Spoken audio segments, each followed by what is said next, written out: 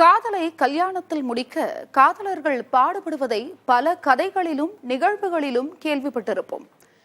வேறு ஒருவருடன் திருமணம் நிச்சயமானதால் காதலனை கஷாயத்தில் விஷம் வைத்துக் கொன்ற காதலிக்கு கேரள நீதிமன்றம் தூக்கு தண்டனை விதித்து தீர்ப்பளித்துள்ளது.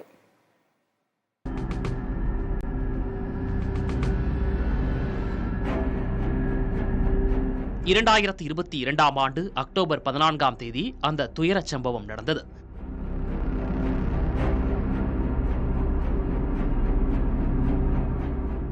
கேரளாவின் பாரசாலை மூரியன்கரையைச் சேர்ந்த ஷாருன்ராஜ் என்ற இளைஞர் ராமவர்மன் சிறை பகுதியில் உள்ள தனது காதலி கிரீஷ்மாவை பார்க்க நண்பருடன் சென்றுள்ளார். நண்பர் வெளியே நிற்க ஷாருன் மட்டும் கிரீஷ்மாவை சந்தித்துவிட்டு நண்பருடன் புறப்பட்டுச் சென்றார். வழியில் தனக்கு வயிறு வலிப்பதாக ஷாருன்ராஜ் கூறினார். காதலி கிரீஷ்மா வீட்டில் கசாயம் மற்றும் குளிர்பானம் குடித்ததாகவும் அதிலிருந்து வயிறு வலிக்க தொடங்கியதாகவும் நண்பரிடம் தெரிவித்துள்ளார். மருத்துவமனையில் அனுமதிக்கப்பட்ட நிலையில் வலி நிற்காத நிலையில் உடல்நிலை மோசமடைந்து அந்த ஆண்டு அக்டோபர் 25ஆம் தேதி உயிரிழந்தார்.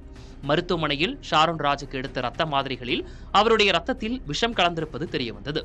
எனினும் அந்த பெண்ணை ஷாருன்ராஜ் எந்த சூழலிலும் காட்டிக் கொடுக்கவில்லை.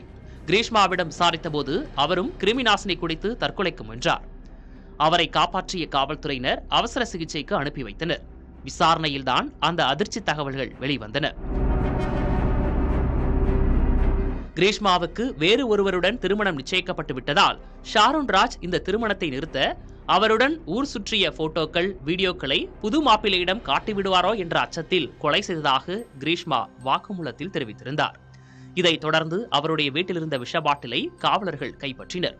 இந்த வழக்கில் கிரீஷ்மா, தாய் சிந்து, மாமா நிர்மல் ஆகியோர் கைது செய்யப்பட்டனர்.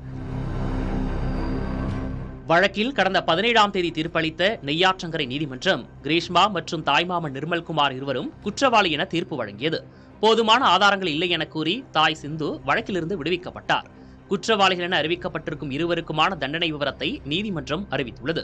அதன்படி முக்கிய குற்றவாளி கிரீஷ்மாவுக்கு தூக்கு தண்டனையும், ஆள்கடத்தல் பிரிவில் 10 ஆண்டு சிறை தண்டனை, விசாரணையை திசை திருப்பியதாக 5 ஆண்டு சிறை தண்டனை மற்றும் 2 லட்சம் ரூபாய் அபராதம், உறவினருக்கு 3 ஆண்டுகள் சிறை தண்டனையும் விதிக்கப்பட்டுள்ளது. புதிய தலைமுறைக்காக செய்தியாளர் மனு.